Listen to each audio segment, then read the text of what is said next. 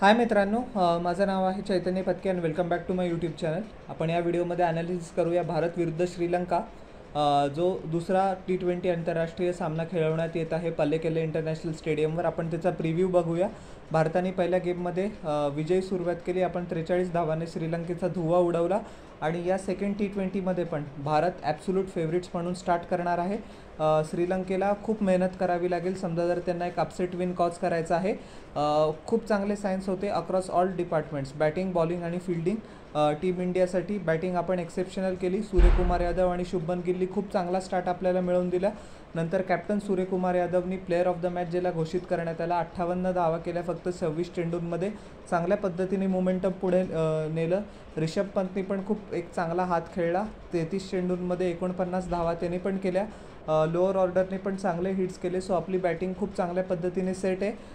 बॉलिंगमध्ये पण रियान परागने शेवटी 3 विकेट्स दाखवल्या आणि त्याच्या ऑलराऊंड क्रेडेन्शियल्सचं आपल्याला काय म्हणतात त्याला एक एक्झाम्पल दिलं। त्याच्या कॉन्फिडन्ससाठी लास्ट आउटिंग कालची खूप चांगली मानली जाईल माझ्या मते।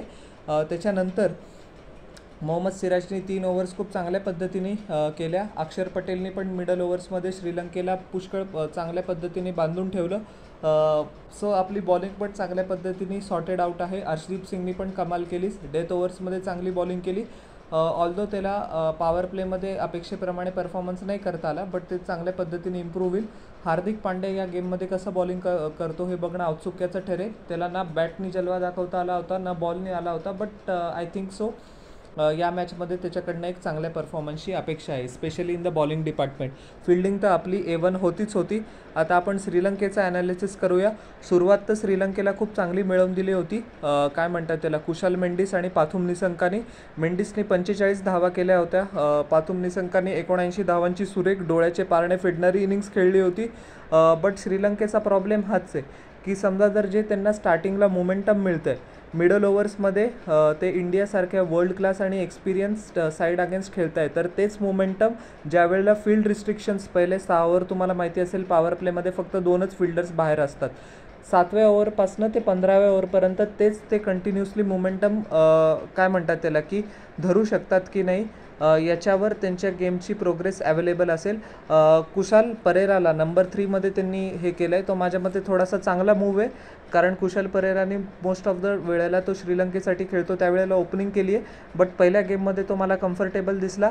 कामिंडू मेंडिसने पण लंका प्रीमियर लीगमध्ये म्हणा खूप चांगला परफॉर्मन्स केला आहे। इंटरनॅशनलमध्ये आता त्याला त्याचं पोटेन्शियल परफॉर्मन्समध्ये कन्वर्ट करायला थोडासा वेळ लागू शकतो।